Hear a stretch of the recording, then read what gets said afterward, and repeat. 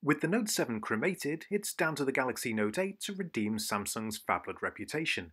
Happily, this big new flagship does just that. It's clearly a bigger sibling to the Galaxy S8 Plus, and indeed its 6.3-inch Super AMOLED screen is only very slightly larger than that phone.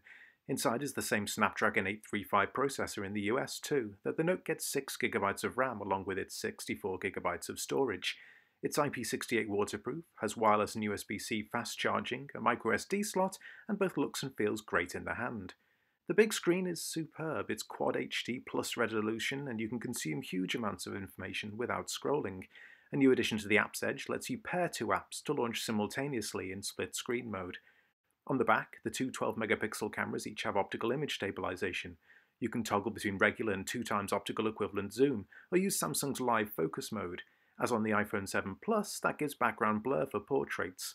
Unlike on Apple's phone, however, you can adjust the amount of blur involved, both when you're capturing the shot and later on too in the gallery.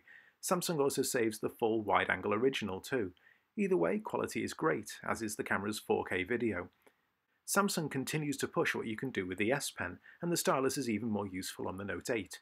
Screen-off memos can now run to 100 pages and be pinned to the lock screen. You can easily capture, snip, and annotate screenshots, or extract the text from them using optical character recognition. New with the Note 8 is Live Messages, which allow you to create animated images to send or share. They seemed like a gimmick at first, but since they're saved as standard animated GIFs, they're surprisingly flexible and fun. Sadly, some of the S8's frustrations are carried across too. Most notably, the fingerprint sensor is awkwardly placed, and means you're almost guaranteed to smudge the camera as you use it.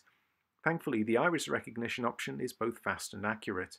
For better or worse, Bixby gets its own dedicated button on the Note 8 too. Samsung's Assistant allows you to use apps, search visually, and get translations, among other things. Unfortunately, not every third-party app has support yet. I wouldn't mind the teething pains, but I keep hitting the Bixby button and you can't remap it. With a 3300 mAh battery, I was curious how long the Note 8 would last. With seriously heavy use, I made it through a full day without needing a recharge. With more typical use, I suspect you'd get closer to 2 days from it. The biggest downside is the price. At $930 unlocked, this is absolutely not an inexpensive phone. Many, I suspect, will find the cheaper Galaxy S8 Plus gives them much of the core functionality with less outlay.